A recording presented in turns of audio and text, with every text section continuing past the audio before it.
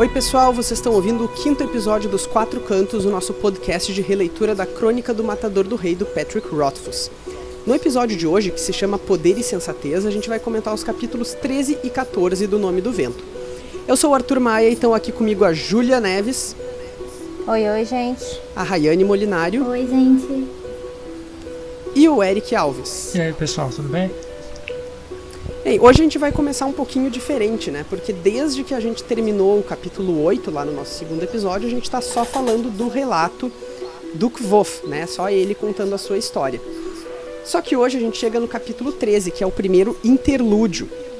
Ou seja, dentro da história do Kvof, a gente vai voltar para a marca do percurso, voltar para o nosso narrador em terceira pessoa, né? Que tá mais livre para ir entre as mentes dos personagens que estão lá, então a gente não vai conhecer só as impressões do Kvof, mas voltar então ao cronista, ao Bast e aos outros personagens de apoio. Nesses são só eles três, né? Mas em outros interlúdios aos outros personagens de apoio. E depois, então, no capítulo 14, a gente retoma a narrativa do Kvof, certo? Bom, o primeiro interlúdio ele se chama Carne com Sangue por Baixo. E ele começa, então, com essa quebra na história do Kvof, quando ele para oferecer bebidas, né, pro cronista. Eu acho que uma coisa bem notável, já nesse início de capítulo para mim, é que a primeira frase dele... Deixa eu só abrir o capítulo de novo aqui. A primeira frase dele é que na pousada do Marco do Percurso havia silêncio. E aí a gente pensa, isso nos remete direto ao prólogo e aos epílogos da história. Enfim, qual é a função do silêncio, qual é o símbolo desse silêncio, né? Porque o silêncio ele já apareceu indicando um homem que estava esperando a hora de morrer e tal. E aqui, quando a gente volta do relato, a gente cai de novo naquele ambiente que é tenso, né? Que é um ambiente meio de morte, assim. Eu diria que parece... Lá no começo do livro, lá no prólogo, eles fazem essa separação, né? Do silêncio. Esse parece com o segundo silêncio, que tem as duas pessoas, mas eles não estão falando. Eles escolheram contemplar alguma coisa assim, ou parar um pouco de falar e pensar antes, algo do tipo. Mas eu acho, Rayane, que assim, o fato da gente marcar o silêncio aqui, ele nos lembra não necessariamente de um silêncio específico, mas desse ambiente que é o ambiente dos silêncios, entende? Ele nos... É o presente, né? É o presente do Kvof. Ele não tem mais a vibração da infância ou do passado dele. Ele voltou pro presente, para o que ele é hoje. É uma quebra de ritmo também. Sim. É mais ou menos isso que eu pensei aqui. Bem, e logo depois, então, a gente vai ser... O Bast vai aparecer de novo, né? Ele aparece como... enfim, aquela característica dele de ser um aluno meio indisciplinado. Ele tava... Amo o Bast, só queria dizer. O Bast é muito carismático, né? Ele é muito bom, gente. Ele já atende reclamando, tipo, eles chamam ele e ele já responde atravessado. É uma grosseria até, né? Bom, ele vai ter os seus motivos, né, mas... Enfim, ele finge que tá lendo, aí o Koto até brinca com ele, tipo, eu sei que tu tá mentindo porque tu tá enrolando com esse livro há meses, tu acha que eu vou acreditar que tu vai ler ele agora? Exatamente nesse momento? Sei. É legal que ele até dá uma pista que ele fala que ele está enrolando a idade de um mortal, né? Aí você fica pensando, como assim? Que cara é esse meio... Como Pois a idade né? de um mortal. E é legal até que essa personalidade dele meio indisciplinada causa um contraste com a personalidade atual do Kvof agora, que é alguém mais contemplativo e que domina esses silêncios. Porque senão ficaria muito chato, tipo, o cronista escutando o cara e ele contemplativo pensando e ia demorar uma eternidade esses interlúdios. Agora eu não sei, a gente não sabe enquanto leitor ainda quando, né, exatamente que eles dois se conheceram e como é que o Kvof tava naquela época. Porque, como tu falou, cria um contraste entre os dois atualmente, mas Como será que era, caso ele tenha conhecido o Kvof antigo, né?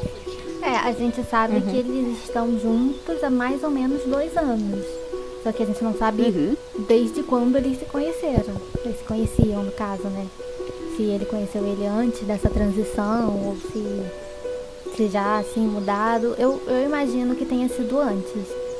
Porque ele sente eu falta... Também, eu acho que eles têm uma relação muito... eu acho que eles têm uma relação muito próxima, assim. E parece que tem muitos e muitos anos aí de convivência. De só contato, 2. né? De ele saber como ele era antes, porque ele sente falta de como ele era antes. É verdade.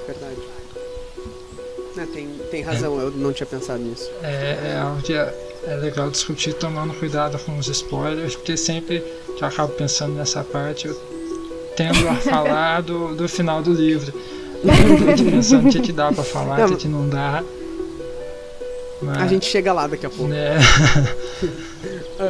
Bom, tem então essa aparição do Bast, e aqui é importante que a gente tá com esse narrador em terceira pessoa, porque ele vai, quando o Bast aparece, ele vai direto pros pensamentos do Divan, né, do cronista. E aí ele fala um negócio muito interessante, que é pra tu ver o Bast de verdade, como ele realmente é, requer o tipo de mente que realmente vê. E...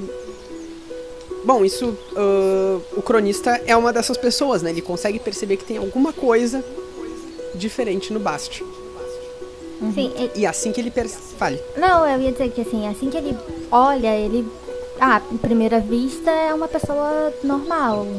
Olhos azuis, cabelo escuro, botas e uma roupa normal.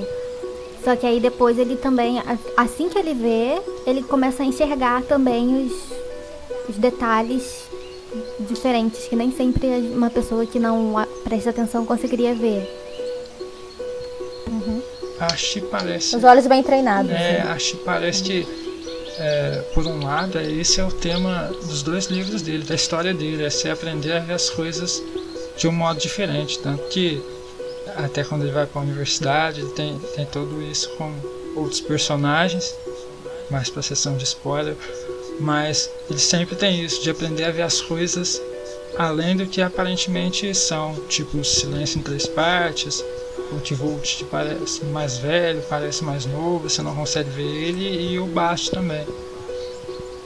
E também já fomos apresentados pela Banfi a treinar a mente, né, e tudo, então a gente já consegue também ver que o cronista também tem isso, assim, ele enxerga de outras formas as coisas. Tem muito a ver com a ideia de nomeação aqui também, né, que não é só tu o ver no sentido visual, mas é tu perceber o mundo, né? Sim. Ter essa sensibilidade e tal. Bom, como eu disse, o Divan então é um cara que tem essa sensibilidade e ele percebe que tem alguma coisa estranha no Bast. E assim que ele percebe, ele tenta usar então ferro, né? Iron é ferro? É Ferro. Então ele tenta usar ferro contra o Bast. E aí ele é rapidamente parado pelo Koth. Ou melhor, os dois são apartados, né? É legal que é a primeira vez que aparece um nome de outra coisa em prática, né? Segunda vez. Além do vento. E é engraçado que aí ele, quando ele menciona, ele fala ferro mesmo, ele não fala nenhum nome em uma língua estranha e tal. Ele só fala o ferro de um jeito diferente e acontece as coisas. Pois é, né? Mas mais pra frente, talvez isso mude. Bom, talvez porque aqui a gente tá tendo o narrador coladinho nele. Sim. Né? Talvez seja essa a diferença. Eu não lembro se nos primeiros 8 capítulos lá existe. Não tem nomeação nenhuma acontecendo. Então, não falada, mas tem quando o Kvolt conhece o Ben, né? Que ele usa que ele chama o vento pra afastar os caras da vila que eles estão lá. Que é o que faz ele se interessar pelo Ben e convidar ele pra... Mas aí ele não vê o Ben falando o nome, então você não sabe se é alguma palavra mágica que tem o nome do vento, ou se é simplesmente... Essa sim. Então Arthur tá tentando falar, fala. Não, é que essa sim, mas o que eu tava perguntando era nos primeiros 8 capítulos, antes da história. Se a gente via alguma outra nomeação no presente, eu acho que não. Não tem não. Eu acho que não. Assim, Então- eu não sei naquela parte que a garrafa explode se seria nomeação ou se seria simpatia. Ou... Não, simpatia. Eu acho que é mais simpatia. Mas porque a minha hipótese é que talvez a gente tenha escutado a palavra que o cronista fala, porque o nosso narrador tá nele, o nosso narrador não é o Kvof contando. É. Mas daí meio estranha a palavra ser ferro, né? Pois é. Aqui acaba que você sempre espera uma palavra mágica com as letras que você nunca vai conseguir pronunciar, só ler. E aí ele simplesmente fala ferro, mas é legal o jeito que ele narra na terceira pessoa, que quando ele fala, parece que a voz dele soa diferente. E me pareceu muito um poder de anime, assim, de quando a pessoa fala e bate aquele eco do nada. O que eu ia dizer é que, na verdade, eu acho que a palavra em si, ela não é importante. Enfim, pelo menos eu tenho essa impressão. É a forma como você chama, a intensidade que você coloca naquilo que realmente chama, e não uma palavra em si. Tipo, não é uma, tipo, abracadabra. Não tem uma palavra específica, é a forma como você vai falar. Eu discordo, mas acho que dá pra discutir melhor na parte spoiler. Bom, segurem isso aí então, que daí a gente volta. Bom, mas enfim, eles dois têm esse pequeno confronto, né? E aí é quando a gente descobre realmente o que o Bast é.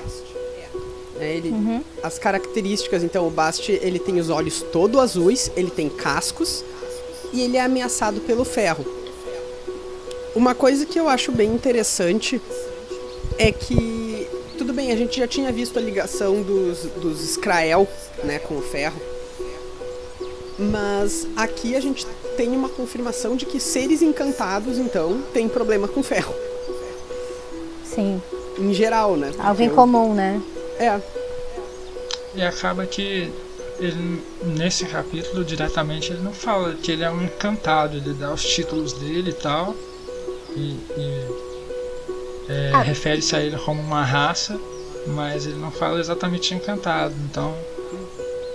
O nome do Bast, na verdade... Mas eu acho também que já deu essa dica no outro capítulo. Sim. Quando ele fala, vocês mortais, não sei o que, sabe? Sim, eu acho que já até falou a palavra encantado já, mas que eu, na minha lembrança, antes de reler esse capítulo, eu tinha ele falando agora, mas ele não fala. Eu acho que a própria aparência dele também já diz por fala si, por né? si. Eu acho que ele não sentiu necessidade de botar mais uma vez, porque já tinha a descrição dele, né? Que ele é tipo um fauno, eu acho. Eu também imagino como um fauno.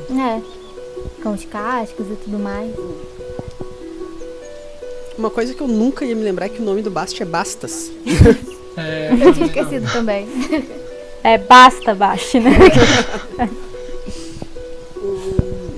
Bom, e ele é um príncipe do crepúsculo e do Teuifmael.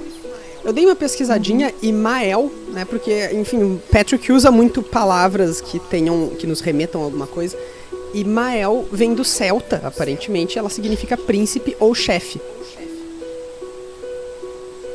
Bacana. Príncipe a gente já sabe que ele é, então... Deve ser uma posição de poder, né? Sim, deve ser a palavra que vem antes, que eu não sei dizer. Teuif. Não sei. Pode ser algum lugar, alguma posição mesmo, de príncipe de tal lugar. Ou do crepúsculo. Do crepúsculo parece tipo um título. Esse outro parece não sei, uma posição mesmo. Uma localidade. Bom, o Bast tem 150 anos e os últimos dois, então, já foram juntos do Kvof. E daí volta um pouco porque a gente estava discutindo antes, né? Quando e como será que eles se conheceram. Mas que com certeza ele conheceu um Kvof diferente desse hospedeiro atual. Que tá por lá. E uma coisa interessante aqui é que logo depois o Divan, ele se pergunta um pouco, ele olha pro Kvof e percebe, nossa, ele não pode ter mais do que 25 anos. A pessoa muda conforme tu olha atentamente pra ela. E isso é exatamente o que acontece com o Bast, né? Sim. Sim. É o mesmo efeito, assim, tu precisa saber enxergar pra poder ver o que eles dois têm ali de características, tá? Até nesse começo, pelo que ele já contou da história, acaba parecendo que ele é realmente um bom ator, assim, que ele consegue fingir ser mais velho. Mas depois você chega mais pra frente, até no segundo livro, que me fez reler depois isso, pensar em outros motivos para essa mudança de aparência dele. Aí eu diria que aqui a gente tem uma possível indicação, né? Porque isso vem no mesmo capítulo e é o mesmo efeito na mesma pessoa, no caso no Diva, de que possa ter alguma coisa a ver com magia. Mas você não isso tem dá nada... pra falar spoiler free aqui, porque né? Eu tô só usando informações que a gente já tem.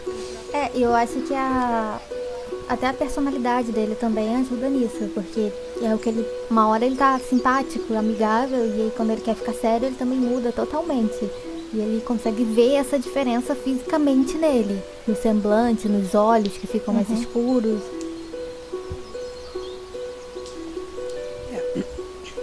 E bom, o Coates então ele obriga, né, o Bast e o Divan a se reconciliarem. Ele foi bem mãe nessa hora, né? Sim. Quando você briga com seu irmão, sabe? E aí a mãe fala, se você não fizer as pazes, é bem coisa Colocar de mãe. aquela camisa da reconciliação. Exato. Bom, ele faz então isso aí acontecer. Eu tenho a impressão de que os dois se reconciliam meio de má vontade, mas... Não, coisa com certeza. Que nem irmão. Mas é legal notar também que, mesmo ele sendo descrito como essa pessoa muito foda e tal, poderoso, você vê que quando ele segura o Bast, ele fica machucado. Ele fala, o cronista narra que vê ele escondendo a mão no pano. Então você vê que ele... Ou ele o Bast é muito, ainda. muito forte, ou ele ficou fraco. Eu acho que a tendência é a gente pensar no Bast como muito forte, porque ele também é muito rápido, né? O movimento dele é tipo... Sim. Uma piscada, assim. Que Sim, é mas realmente aí, sobrenatural. Além de ser um encantado, né? Que a gente não conhece tanto. Mas aí ele descreve o movimento do T-Volt pra parar ele de um jeito como se fosse tranquilo pra ele. Pois é. Bom, ele é um cara com um relativo treino, aparentemente, né? Ele lutou com os Skrael lá e tudo isso. Então... Bem, mas de qualquer maneira, o que eu queria falar sobre a reconciliação deles é que o título desse capítulo é Carne com Sangue por Baixo, que é exatamente a lição de moral que o Kvof dá neles, né? Que é de, bom, tu pode ser um humano, tu pode ser o que tu for aqui, mas no fim das contas vocês todos são pessoas e têm, sei lá, sentimentos e whatever. Mas... É uma coisa que muita gente também precisa aprender, né? Pois é. Eu queria falar. Assim, no Achei esse capítulo final de gente não ser é tão liberado pro mundo. diferente. Sim, eles Sim. ainda... No final todo mundo vai virar osso, sabe? Sim, quando eles... Eu acho que é até por isso que ele insiste em que eles apertem as mãos, tudo, né? Segurem as mãos, porque é pra eles sentirem mesmo. Tipo, você tá tocando em alguém, não é um monstro, alguém que não tem pele, não tem... Não é um fantasma que você vai passar a mão e vai sumir. É uma pessoa. É diferente, mas é uma pessoa. Normal. Isso me lembra de uma frase, sem ser clubista, porém já sendo, de uma frase do Martin que ele... É num livro, né, numa retrospectiva dele, chamado Dream Songs, lá, onde ele comenta vários da obra dele. E um dos conceitos que ele traz é uma frase do William Faulkner, que é o do coração humano em conflito consigo mesmo. E numa das horas o Martin diz que o que importa pra ele nas histórias é falar sobre coisas humanas, né, sobre problemas humanos. Mesmo que o teu personagem possa ser um elfo, pode ser um alienígena, pode ser o que for. Mas para que as pessoas se identifiquem com ele tem que ter um coração humano, digamos. E acho que o Patrick acerta muito aqui nesse capítulo, porque é justamente isso, né? Para que a gente entenda e goste do Bast, a gente precisa entender que ele pode ser um encantado, pode ser o que for, mas enfim, ele é uma pessoa. Alguém. Uma pessoa. A gente se identifica com ele, né? Acaba que a maioria das histórias é o que realmente mais importa. Não importa se você tem um mundo mágico, fantástico, maravilhoso, se você não tiver um personagem principal cativante e incrível, que te gerem alguma empatia como ser humano, mesmo você não concordando com ele, acaba não sendo um livro bom. Exatamente. Você desiste do livro pelo personagem, é mais fácil desistir de um livro pelo personagem ruim do que um mundo ruim. Sim. Eu tive uma experiência horrível com isso, que eu não vou mencionar, mas foi exatamente isso. Era tão forçado o personagem, tão uma coisa assim, que você não conseguia mesmo sentir nada, que, assim, mesmo o pano de fundo da história sendo até interessante, não segurava, o enredo não segurava, não dava vontade de você continuar lendo. E isso é horrível. E o contrário acontece, né? Às vezes o personagem é tão legal e a história é tão... Sim. Mas você vai ler, porque você gostou do personagem, você vai ficar lendo. Tu quer saber, tu se importa com o que vai acontecer com ele. Isso.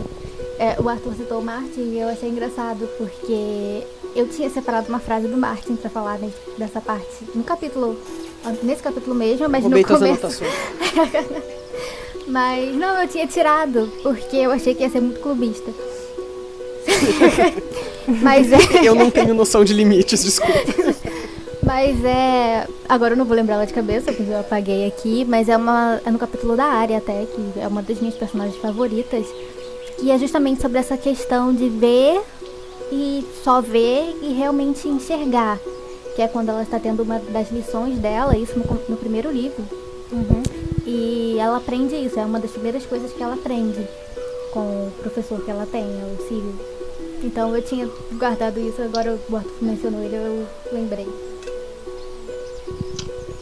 Isso tem... Vai falar. Acaba seguindo uma linha muito mais filosófica, acaba que todos esses livros que me falam de você tem que ver as coisas como elas realmente são, sempre me lembra da Caverna de Platão. Então me parece que todo mundo está fazendo referência a ele, e a ideia de que o mundo não é bem só o que você vê. E, sim, tem até um filme, não sei se vocês assistiram esse filme, que chama Mãe. Vocês viram esse filme? Falar. Que é bem isso, assim, um amigo falou, vai assistir o filme, mas o filme que você tá vendo não é a história. Aí muita gente desiste do filme por conta disso, porque não consegue entender, não consegue ver qual é a história que eles querem passar. Eu gostei bastante, um filme que explodiu minha cabeça. Assim. Bem, então o Kvof, ele, depois de reconciliar os dois, ele vai retomar a história, né? Ele inclusive pergunta pro Bast quanto que ele conseguiu ouvir escondido ali, e o Bast diz que basicamente tudo.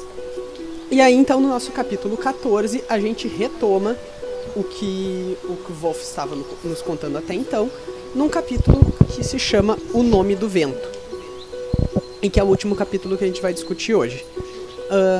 Bem, a primeira coisa que aparece nesse capítulo aqui é mais uma marcação bem marcada, que a gente já repetiu várias vezes aqui, mas o Patrick é que está repetindo, não é nós.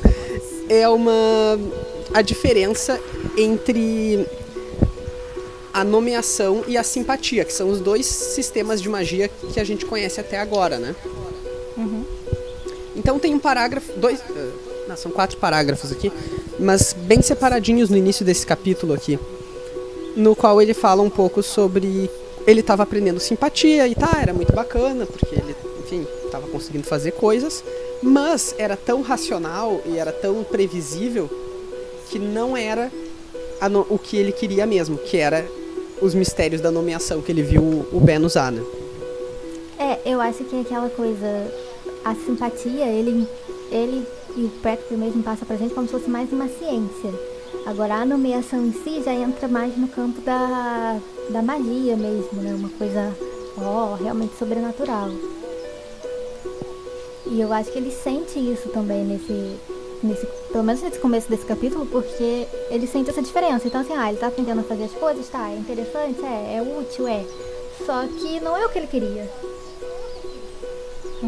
E não é o que a gente queria também, eu acho, porque quando a gente lê o título desse capítulo, pelo menos pra mim, ele cria uma expectativa assim de nossa, agora vai. É agora. Eu acho até interessante que esse capítulo aqui se chame O Nome do Vento. Eu tenho uma hipótese sobre isso, mas eu vou falar daqui a pouquinho. Porque a gente já viu O Nome do Vento antes. Sim. Isso não é um grande spoiler, mas a gente vai ver O Nome do Vento depois. De novo. Óbvio, né? E Mas por que nesse capítulo, onde o nome do vento não é...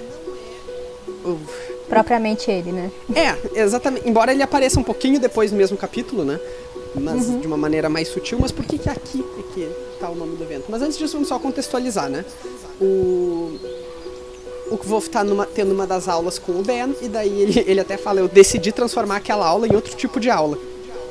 Porque o Ben tá fazendo uma pergunta pra ele, como é que tu vai derrubar esse pássaro? Aí ele diz, eu ia chamar o nome do vento.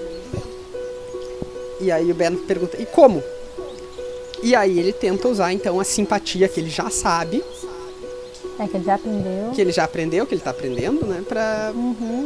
Pra simular uma espécie de controle sobre o vento e falha miseravelmente. Quase morre. Nossa, nesse capítulo eu fiquei tão tensa. Mesmo sabendo que ele tá vivo, eu fiquei eu não sei vocês, mas eu sinto muita falta de ar nesse capítulo.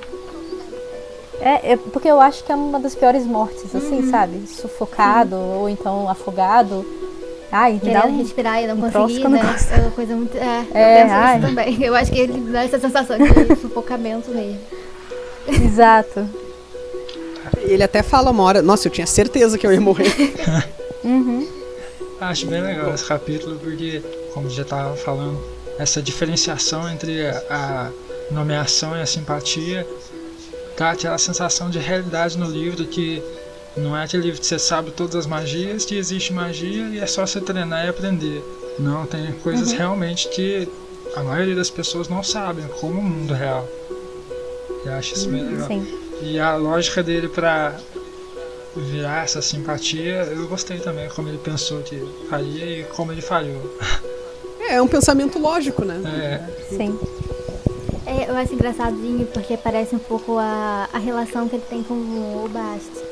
Porque ele é aquele aluno pentelho que tá fazendo, você tá tentando ensinar, mas ele tá ali, eu não quero aprender isso, quero aprender outra coisa. Então, igual ele queria que o Bast fosse aquele livro e ele não tava lendo, ele tava enrolando pra ler. Então é a mesma coisa aqui. E o legal é que é um capítulo depois do outro, Sim. né? Então você consegue associar bem isso. Só que agora ele tá no papel de professor e tá sentindo na pele. Ele agora tá no papel do Isso. Ben, né? E tá vendo como ele tá o Ben pagando os sofreu pecados. com ele. Exato. Achei isso que dá a maior diferenciação de idade nele. Você vê a personalidade dele aí, que é basicamente igual a do Bast no presente, e você vê a personalidade dele no presente, que é totalmente diferente. É como se fosse o Ben aí. Então dá essa diferença grande de idade. E você pensar que o Kvof também tem 20 e poucos anos, mas o Ben tinha lá pros seus 60, né? Aí faz parecer que ele ainda é mais velho.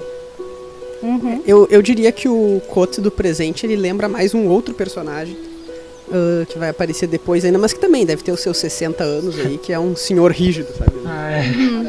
Frio e tal. Bom, então depois essa discussão deles faz com que o Kvof quase morra, e aí o Ben chama o nome do vento, né? E ele chama discretamente, não é um grande evento. O Kvof mal percebe, ele só percebe porque ele volta a respirar. Mas eu acho que tematicamente a escolha desse capítulo para se chamar o nome do vento é interessante, porque lembra uma coisa que a gente já viu em outros pontos aqui, que a gente já comentou em outros episódios, que é a desmistificação das histórias. Quando tu escuta uma história, tu escuta uma lenda, e aí quando o Kvof tá contando a versão dele das coisas, é tudo mais simples, né? E isso aqui vale um pouco pro livro no geral, assim, quando tu vê o nome do capítulo, que é o nome do livro, tu acha que vai ser grandioso, e na verdade é uma tentativa falha dele de... Sim, ele joga muito com as expectativas do leitor. Que a gente sempre tá esperando uma coisa e por mais que pareça ser óbvio, assim, por mais que ele entregue o que ele tá se propondo a entregar, ele nunca faz isso da forma que a gente espera. Então ele brinca muito com isso, e esse capítulo é um desses. É aquela frase do eu esperava encontrar um dragão, encontrei um lagarto fascinante, mas ainda assim um lagarto, é mais ou menos isso. A gente esperava aqui, sei lá, uma super invocação do nome do vento, e a gente viu o Kvof fazendo uma coisa racional, Mas é legal pensar que ainda assim o nome do vento tá aí, né? Então acaba que fica aquele negócio meio Sim, mas... volúvel de... mas ele tá tão... no momento tão tenso que a gente quase Você não... pode, não presta exato, muita você pode atenção, deixar né? passar despercebido, Exato. porque você tá naquela adrenalina de que, ai meu Deus, tem que salvar e já aconteceu. O menino tá morrendo. eu acho que pra ele não passou tão despercebido assim, senão ele não se daria conta que tava vivo de novo. Não, sim, ele chega a mencionar, mas eu digo que assim, não é aquela coisa, não é a estrela da cena. Eu entendo. Não é como no outro capítulo lá, quando ele conhece o Abenfi, que parece que o mundo para. Ele descreve assim que, sabe, ele fica parado olhando e o mundo gira em torno dele, mas aqui até porque, eu não me lembro exatamente, mas ele percebe que ele chamou o nome do vento primeiro porque ele consegue respirar de novo e depois porque ele vê ele mexendo os lábios e tudo mais. Só que ele não sente realmente nada porque ele estava em um estado de quase morte mesmo. Ele estava... Uma tensão absurda, né? Então não é como da primeira vez que ele vê. Bom, logo depois desse incidente aí, o Ben fala pro Kvof, né, que a burrice que ele fez, disse que mentiu pra mãe dele pra ela achar que tava tudo bem. E aí eles, toda a trupe do Zedemaru tem que parar. E o Ben fica meio confuso, mas eles têm que parar porque eles chegaram nos marcos cinzentos, ou marcos do percurso. Eu acho que a gente vai ter muita coisa pra comentar sobre isso na sessão de spoilers.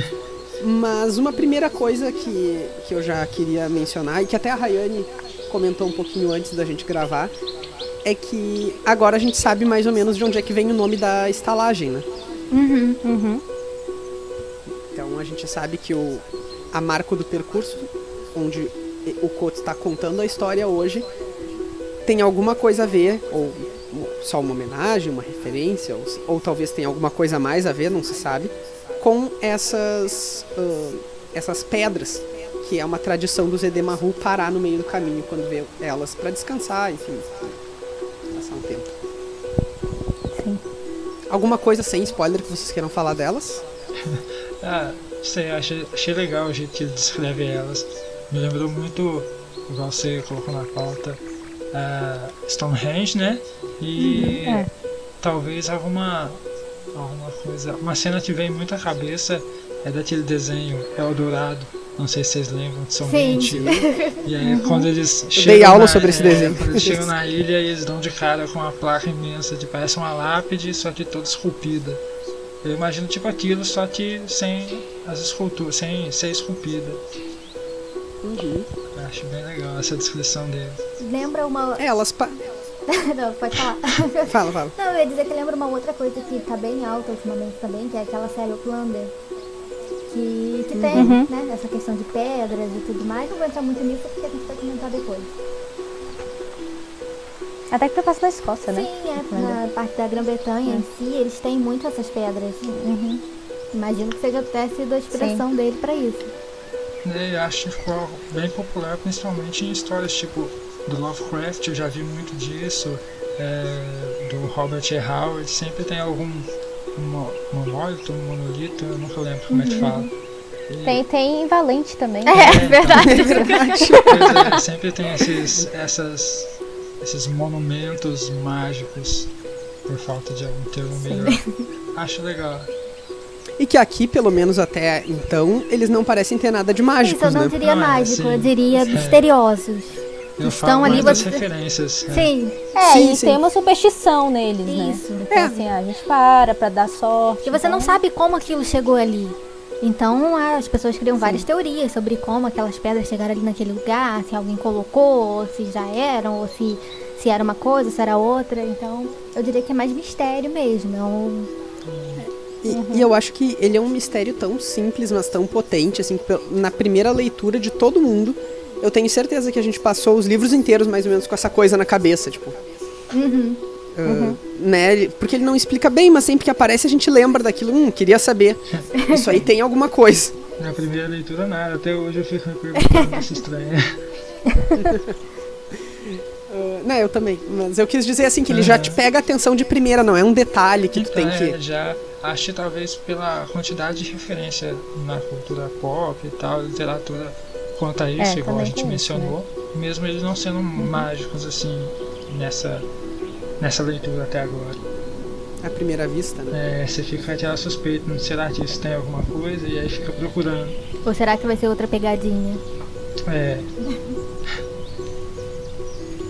Bom, depois disso, então, a gente tem um pouquinho mais desse capítulo, né? Eu queria chamar atenção para um versinho que os pais do Kvof cantam lá no final, quase, do capítulo. Porque, como a gente sabe, até agora, praticamente todas as canções têm algum significado, né? Sim. E nesse caso aqui, eles estão... como é que era essa cena aqui? Peraí. É uma cena doméstica, só sendo fofos, sim, né? É uma cena super doméstica. Na verdade, eu acho uma cena muito, muito bonita essa até. Quando eles estão montando acampamento, não é? Estão Isso fazendo aí. comida e limpando e costurando roupas. É uma cena assim, de família mesmo. Você tá em casa.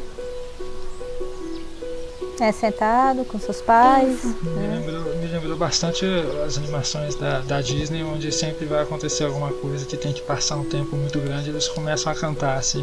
Uma musiquinha com as coisas passando. Exatamente. Mas vocês querem falar alguma coisa que vocês perceberam? Então, música, eu gostaria assim? muito Ou de ter você quer percebido alguma coisa, mas... Deixar mais pros spoilers, assim, ou não? Olha, eu queria chamar a atenção pra música para ver se vocês tinham alguma interpretação dela, porque eu li, reli e tentei encontrar coisas aqui, mas eu realmente não encontrei. Pelo menos eu acho que é uma dica pro que vai acontecer. Assim, Hum. eu também fiquei, tipo, eu li, reli, eu não, tem que ter alguma coisa nesse troço. Aí, eu acho que ele dá uma dica do que vai rolar, sabe? Eu também acho, mas acho que a gente... melhor comentar nos spoilers. Isso, melhor daqui a nos pouquinho, spoilers. né? Bem, e tem uma outra coisinha. Depois disso, o Abenthy, ele começa a se segurar, né, com o Kvof. Ele fica mais... enfim, não quer ser tão ousado, porque ele viu que quanto mais ele incentiva, mais o Kvof pode fazer besteira, né? Morrer quase. Então, ele vai se tornando mais contido.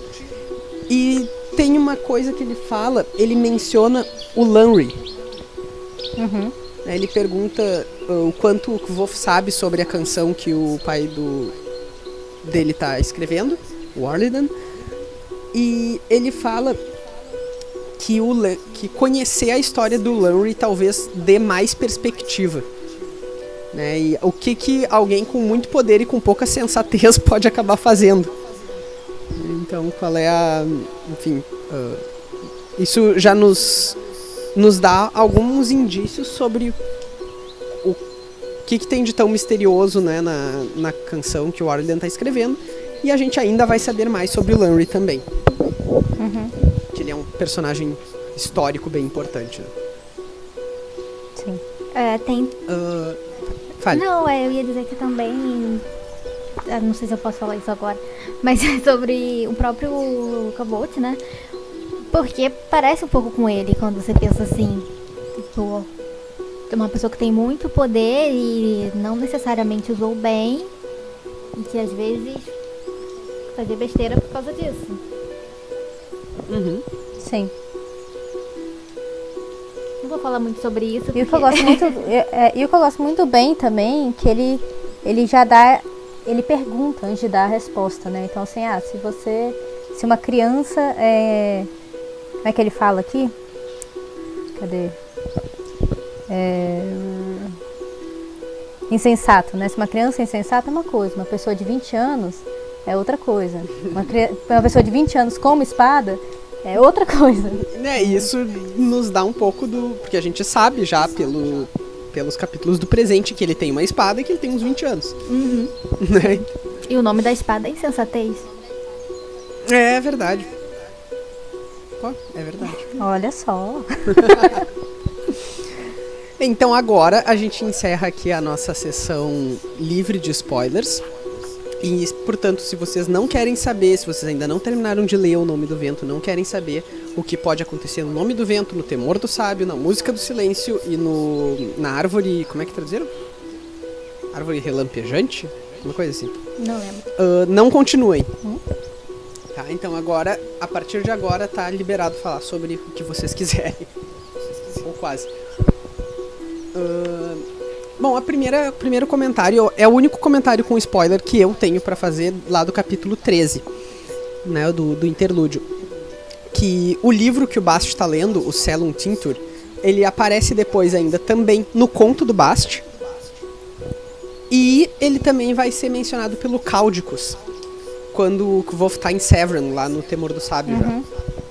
Então esse livro ele é uma constante, né, do universo, ele é uma pecinha de world building aí. Do 13 vocês têm mais alguma coisa? Não, assim, acho que não. Eu acho que de spoiler, o 13 não. realmente ele não tem nada... Porque é mais uma questão do presente mesmo, então... E assim, é muito interessante porque eu gosto muito dos capítulos do presente. E eu vejo muita crítica da história, assim, do livro, que muita gente gosta mais do presente do que da história em si. Né? Eu já vi muita gente comentando isso. Eu não sabia disso. Assim, críticas de pessoal que leu na internet, assim, no YouTube e tal. Eu vejo que todo mundo fala, cara, eu queria tanto ver mais coisas do presente, tudo, né? E eu adoro quando vem coisas do presente, assim, dar esse respiro na história, porque eu acho que a gente precisa também. É uma história tão pesada e tão cheia de informações que a gente precisa de um respiro. Eu vou te ser o que está... Não, eu vou te ser sincera, eu não gostava não. Eu ficava Sério? frustrada. Eu gostava. Do presente. Eu tenho a impressão contrária também, porque tu falou uma história tão pesada que tu gosta dos momentos de interlúdio pra respirar. Eu me sinto exatamente o contrário. Eu sinto os momentos de interlúdio tão mais sérios. Mais pesados, né? Sério? E quando, sei lá, quando tá o Kvoth narrando, eu acho que a coisa flui melhor. Mas enfim, isso é completamente pessoal, né? Eu comecei eu comecei a gostar mais dos interlúdios depois que as desgraças mesmo começaram a acontecer. Mas no começo, nossa, eu ficava muito irritada. Porque toda vez que parecia que a história tava começando a andar, voltava. Sei. Eu gosto do interlúdio quando ele tá em Adenry, porque daí é melhor do que Adenry. Mas eu gosto. Eu não odeio, tá? Eu ainda acho que ele escreve... Mas é engraçado, eu sigo alguns críticos, né, de livros no YouTube, coisa assim, e uns 3 falaram que gostavam mais do presente do que do passado. Eu gosto dos dois, não é que eu não gosto mais do presente do passado, mas eu vi que muita gente ficava meio frustrada quando eles voltavam a falar, por isso que eu quis trazer isso. Eu acho mas é interessante mesmo a discussão, até porque esse é o primeiro interlúdio que a gente tem, né, então todo o conceito aqui é... Eu acho legal que ele sempre traz um tipo de explicação do que acabou de acontecer ou o que vai acontecer. Mas eu acho que ele narra bem melhor em primeira pessoa. Acho que sim, também. Sim. Eu acho mais legal os interlúdios quando ele conta, ele prepara você para algo que vai acontecer, que aí te deixa numa expectativa e já vai te colocando no clima. E eu gosto muito do baixo, gente, então acho que é por isso também. Eu tenho os meus motivos para ser parcial com o passado também. Agora, uma coisa que nos 2 livros, assim, na primeira vez que eu li, foi maçante pra mim, era o final deles depois que acabava a história do Kvoth, e aí tinha, sei lá, um interlúdio, né, que era, no caso, os últimos capítulos, sei lá, de 2 ou 3 capítulos. Sei. Aquilo ali pra mim, nas 2 vezes, parecia uma eternidade na primeira vez que eu li. Depois eu fui, né, porque a gente vai acostumando, então nem os ódios ficam tão grandes. Eu te entendo, eu concordo também. Eu acho que é porque pela narração dele em terceira pessoa. A narração dele em terceira pessoa é algo mais arrastado. Ele gosta de ficar fazendo muita figura de linguagem, comparação. E aí na primeira pessoa isso vai mais natural porque é alguém falando, então tem que ser como uma pessoa fala. E também que tirando o Bast, talvez o Divan, enfim, o Divan não é o cara mais popular do mundo, mas ele é simpático, a maioria dos outros personagens do presente tendem a ser bem esquecíveis para as pessoas, né? Sim. A maioria dos leitores. Sim. Eu gosto dos interlúdios quando tem os 3 só, sabe? e tem a conversa entre eles, e a gente começa a descobrir mais coisas sobre eles do que quando entra os outros. Os outros, tipo, né? Eu acho que eles são pra ser assim mesmo, né? A cidadezinha no meio do nada, todo mundo é meio genérico, mas realmente quebra um pouco o ritmo. Parece que até é muito difícil. Até é muito difícil. Eu fiz um desenho do primeiro capítulo, né? Aí eu fui pesquisar a parte física mesmo dos outros personagens. Eu não conseguia achar. Eu não sabia se eles eram morenos, loiros, ruivos. Não sabia. Eles sabe? são, até os Passou. nomes deles eu acho que são muito esquecíveis. Tipo, dá pra confundir um com o outro tranquilamente. Mas tem uma coisa que eu acho interessante neles e que acaba passando muito assim, batido mesmo na leitura. É que 2 deles, eu não vou lembrar o nome porque eu não consigo gravar o nome deles.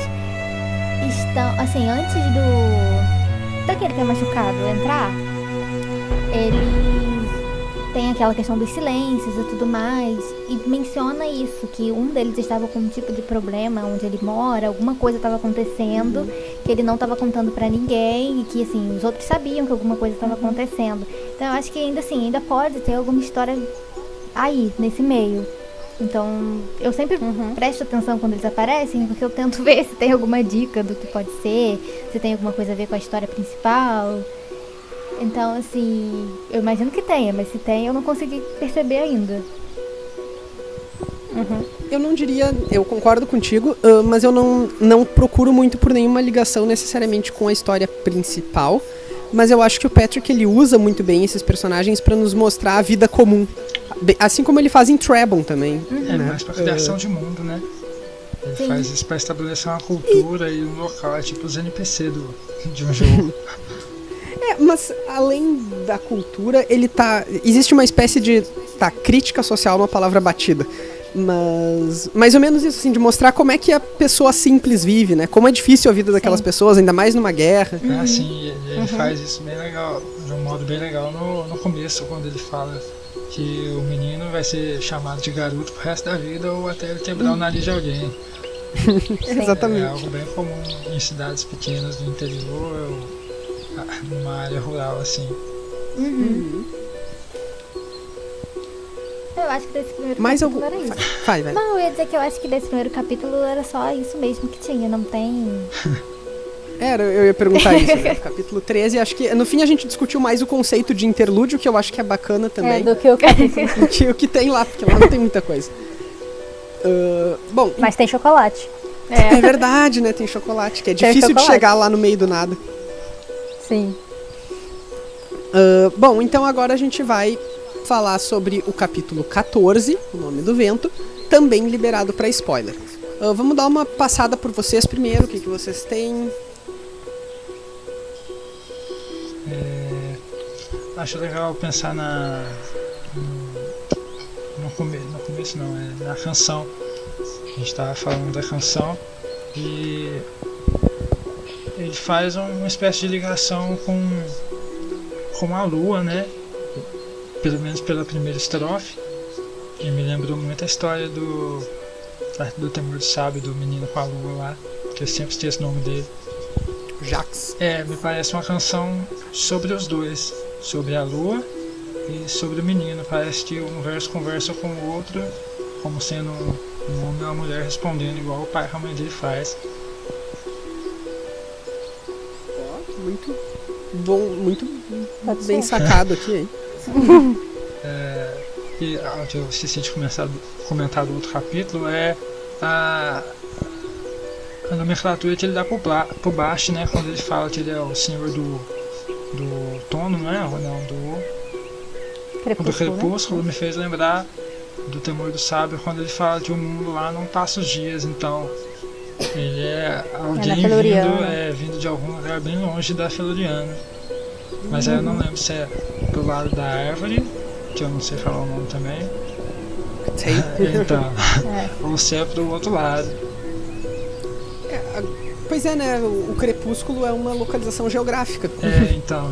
Então ele te dá mais ou menos a imensidão desse mundo encantado, até pela variação da anatomia dos povos de lá, que a Feluriana não tem nada a ver com Bast, que parece um fauno e nada a ver com a árvore. E tu sabe que agora que você mencionou o crepúsculo, eu fui olhar aqui na musiquinha E as duas estrofes, elas têm ligação com isso. Na primeira Então, é o sol se deitar e na outra é a luz do céu se apagar. Pois é, isso te me A minha lembrou. interpretação disso aí foi a morte. Não sei porquê, Também. sabe? Pra mim parece que eles estão cantando a morte deles. Fica bem. E aí no final, fica bem aberto. mantém o Te Rogo, o fogo da lareira crepitando, que seria o Kvoth. É verdade. Que é o vermelho do cabelo, sabe? A minha interpretação foi essa. Eu acho que as duas leituras fazem bastante sentido aqui. É bem aberto, né? Parece também algo que, como o marido voltando pra casa. Quando ele. Sim, não, claro, tem a leitura literal, né, mas... Então, e as interpretações mais a fundo e abertas. Mas acaba que até esse momento você não tem muita referência pra ligar. Sim. Olha só, na página seguinte tem uma canção, deixa eu abrir o livro da Arqueiro aqui, só um instantinho. Que é sobre Mas tem um os outro marcos, versinho. né? Das pedras, que eu ia até mencionar elas agora. Olha só, feito a pedra de atrair para quem está adormecido, é pela pedra erguida vista em toda a velha estrada. Quem se vai mais e mais fundo até o reino encantado, marco milhário para quem em monte ou vale se deita, marco cinzento para leva não sei que, eita. Acho legal você pensar bastante na pontuação dessa estrofe, porque lendo agora que eu percebi que com o terceiro verso, ele na verdade faz parte do segundo e não do quarto. Quando você lê rápido, parece que ele faz parte do quarto. Mas aí ele compara os imãs, as pedras de Yoden, né? Com o mapa do percurso para quem está adormecendo e quem quer ir mais a fundo do reino encantado. Que Então aí ele meio que valida aquela teoria de que são portais para o sim. mundo encantado. Eu vi, inclusive, eu fui dar uma olhada na internet quando eu fiz o roteiro, isso já faz um tempo, né? O roteiro desse episódio. Mas uma das sugestões que eu vi é que, bom, a gente tá falando de portais aqui, de portas feitas de pedra. Né? É claro que a gente vai conhecer outras portas de pedra ainda depois, mas talvez em termos de analogia aqui não seja tão absurdo pensar nelas como as portas de pedra, por enquanto. Sim. Acaba que a canção deixa algo bem subentendido, bem sugestivo para isso, né? Sim. Me lembrou muito Valente. Voltando pra Pixar, né? Me fez, né? Porque a bruxa some com as portas. E me fez Vocês pensar viram? no... Sim. Isso aí. Claro. A minha irmã vê. E aí ela viaja por portas, né?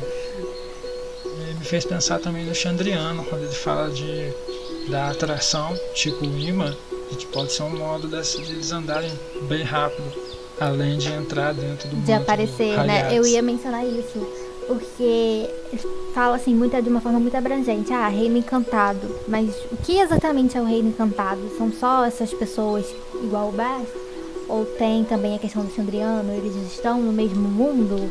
Esse mundo é o mesmo do mundo real, digamos assim, onde eles vivem? Então, essas portas, essas pedras, elas podem ser isso também. A forma assim, eles não vivem nesse mesmo lugar, mas eles são atraídos e atravessam quando precisam fazer alguma coisa.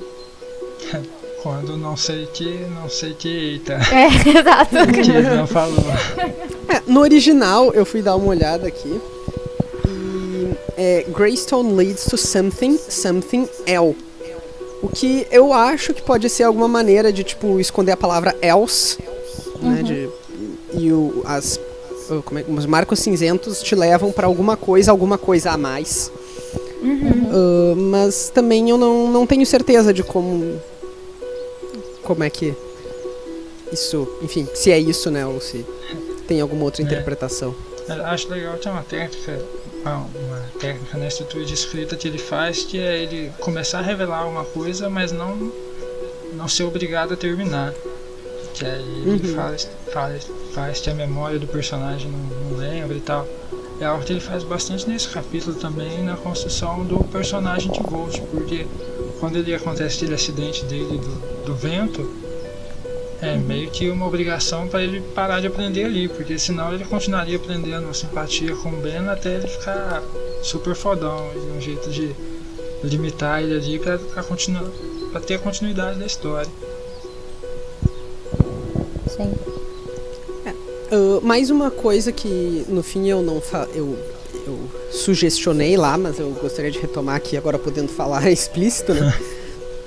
Que o Abenfi compara o Kvof com o Lanry, né? Sim. Sim. Que é também o que eu ia Isso... mencionar naquela hora e eu preferi segurar pra deixar pra falar agora. Ah, então fala. Não, fala. pode falar. É que é a mesma coisa. Não, era sobre isso Tá, mesmo. não. Pode falar. Porque num dos capítulos, acho que é no capítulo 6 lá, o Divan fala que o... tem rumores de um novo Chandriano de cabelos da cor do fogo, né? Então será que esse comentário... E a gente não descartou por completo essa hipótese aí do Divan de que o Kvof de alguma maneira seja entendido como um novo Chandriano. Sim. Né? Não necessariamente assim no sentido literal da coisa, mas que, enfim, tem mil possibilidades pra isso. Mas... Fale, Rainha. Não, eu queria falar, e é aquela questão da insensatez que ele mencionou antes, do poder e da insensatez. Que eu acho que essa que é a maior ligação entre eles. Que ele pode ter feito alguma coisa, como uma espécie de paralelo mesmo com o que o Lanry fez. E é por isso que acabou pegando essa fama de novo Chandriano ou algo do tipo. Acho que essa é um dos outros grandes temas do livro, que ele fica sempre repetindo o orgulho obstinado e a insensatez. Você vê que há várias passagens que ele toma atitudes drásticas por isso, tipo quando ele bota fogo na cidade lá com o Draco, ou naquele capítulo do temor do sábio, a árvore do trovão. Como que é? Chama, trovão e árvore partir, trovão, árvore partir e chama. Não lembro a ordem. Agora me fugiu. Mas acaba que... Acho que é chama, trovão e árvore partir. Isso. E faz você fazer essa ligação também com o nome da série e ele ter matado o rei, talvez por algum orgulho e insensatez. Insensatez. Sim, acho que é algo que ele sempre volta a falar e fica dando ênfase a isso, tipo, não faz as coisas de cabeça quente. Eu diria até que a insensatez, eu acho que é mais até provável dele ter feito as coisas que ele fez do que o orgulho em si. Claro que o orgulho tá lá também, mas ele faz muitas coisas no calor do momento. Eu já mencionei isso antes, a gente já debateu sobre isso. E tanto que tem a espada, que ele colocou esse nome na espada, então eu acho que isso é uma das características assim, principais dele mesmo, junto com o orgulho. Porque as coisas que ele faz realmente são insensatas, ele não pensa. E essa é a lição que o Ben estava tentando ensinar para ele nesse capítulo, que é muito perigoso quando você tem um poder grande de fazer estragos, ou de ajudar mesmo que seja, mas que você não faz isso de uma forma coerente, né? Que não pensa antes de agir, porque tem consequências. Acho que não só o Ben, né? Todo mundo fica falando isso pra ele. E ele Sim. não aprende. E ele é teimoso. Ele é teimoso. E até ele fala isso, que ele fala que as maiores coisas que ele fez foi quando ele fez sem pensar. Então eu me pergunto um pouco, né? Porque a rigor o Lanry também, né? As piores coisas que ele fez, ele provavelmente estava sem pensar muito. Mas eu me pergunto se quando a gente já tiver lido tudo, será que no futuro isso aqui não vai ter sido aqueles momentos assim que, sabe, é um foreshadowing, uma indicação, possível, né, do que vai acontecer no futuro. Como se fosse a profecia dele, né? Sim. Tipo, para de fazer bosta, cara. Para de fazer bosta. E aí no final ele faz bosta. Mais alguma coisa, gente, desse capítulo? Não, voltando ainda nessa questão dele fazer as coisas sem pensar, eu acho interessante que ele sempre diz que as maiores coisas que ele fez não são necessariamente as melhores. São, assim, as mais grandiosas. Então, é a mesma coisa do Lanry. Ele ficou famoso porque ele fez, né? Uma coisa enorme, porém horrível. Então... Falem mal, mas falem de mim. Então, eu acho que... Mas Acho que é isso. A gente já mencionou a parte das pedras, né? Sim. Que podem ser portais. Eu acho muito possível que sejam mesmo. Eu não veria por que ser outra coisa. Até por todos esses detalhes, todas essas indicaçõezinhas que ele dá.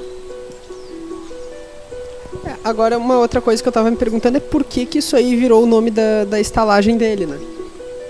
Talvez pela... Eu acho que é porque para, né? Tem a superstição de parar e pode pra dar ser. sorte. Talvez pela cultura Pode- de eu acho que é Nahu por isso. dele, lógico, ele fala de sempre parar nisso e ele tá parado na hospedaria lá.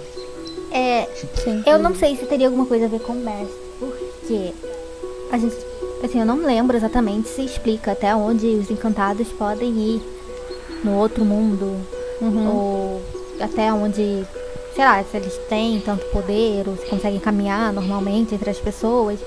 Então, talvez, pode ser que seja ali uma espécie mesmo de marco do percurso, como o nome já diz, e ele escolheu ali porque é um lugar onde os dois poderiam viver. Conviver. É possível também. Bom, enfim, tem várias possibilidades. Tem também poderia também ser só uma homenagem dele à herança Edenahu dele, né? Acho que todas as hipóteses, elas por enquanto são bem válidas. Agora esperamos uma resposta. É um chute no escuro, porque não tem muitos detalhes. Sim. Ou simplesmente o Patrick colocou esse nome e aí depois, quando ele precisou de um nome para as pedras, ele colocou. Faz mais sentido como escrita. Bem, mais alguma coisa? Não, acho que nesse não. Não. Acho não. Bom, então tá, pessoal. Agora acho que então a gente encerra esse episódio. Nem foi tão curtinho quanto a Julia achava que ia ser, viu? Fechou 1 hora aqui. Mas muito obrigado a vocês que nos ouviram. A gente também tá sempre acompanhando o feedback de vocês nas redes sociais. Tá bem legal. Uma novidade para esse episódio é que a gente já tá em mais plataformas. Então a gente também tá no Castbox, no Podcast Addict, que a gente já tava desde o início também, e no... Como é que é o nome do outro? É alguma coisa podcasts também. A gente vai estar tudo na descrição aí, vocês encontram. Tá no Spotify também. E no SoundCloud também, que é a nossa fonte principal, né? Se vocês quiserem se comunicar com a gente pelas redes sociais, a Rayane vai dar as direções. Vocês podem encontrar a gente no Facebook, na página Os Quatro Cantos. Podem mandar mensagem, a gente vai responder sempre que possível, o mais rápido possível. E se tiverem sugestões também, a gente tá aqui pra isso, pra ouvir e tentar sempre melhorar. Podem mandar e-mail se quiserem esqueci qual é o nosso e-mail, mas eu vou colocar na descrição. É podcastosquatrocantos@gmail.com, né? Exatamente, muito obrigada. Tudo por extenso. Ou no Twitter, que é os4cantos. E também por lá vocês podem perguntar, ou o que seja, o que vocês preferirem. E a gente vai estar sempre tentando entrar em contato. A gente também tem um Instagram agora, onde o Eric e a Julia colocam umas artes maravilhosas deles. Então eu sugiro vocês darem uma olhadinha também. Também tá lá, é Os Quatro Cantos, pra quem quiser conferir. É podcast, @podcast Os Quatro Cantos, com 4 numeral. Enquanto Porque os quatro é como o cantos já Twitter, tinha. né? Então, É a agência de viagem lá. Né? então é isso aí, como o Twitter, ele tem 4 numeral. E também a gente tem o YouTube, onde a gente tá postando os podcasts lá pra vocês verem. Tem umas artes bem legais também. Então, quem quiser dar uma conferida, fique muito à vontade. Tem o processo, né? Isso, Sim. isso. Tem o processo, isso. Vocês verem como que a gente Faz as artes. cria as coisas. Então vale muito a pena vocês conferirem. Eu acho que é isso. Então tá, pessoal, a gente volta daqui 2 semanas no nosso 6º episódio, que a gente vai discutir os capítulos 15, 16 e 17, e daí finalmente encerrar esse arco inicial da infância do Kvof. E preparem E o depois- coração, tá? Porque Preparem o coração. Como ele diz aqui no final do capítulo... Já estamos tristes de Sim. antecedência já, né? No final do capítulo 14 ele fala, né? Eu até li de novo quando eu tava relendo. Mal sabia que o nosso tempo se aproximava rapidamente do fim. então Ai, que aperto. a gente já sofre por antecipação. Exato. Então tá, pessoal, muito obrigado, até mais. Tchau, gente. Tchau, Até a pessoal. próxima. Tchau, tchau.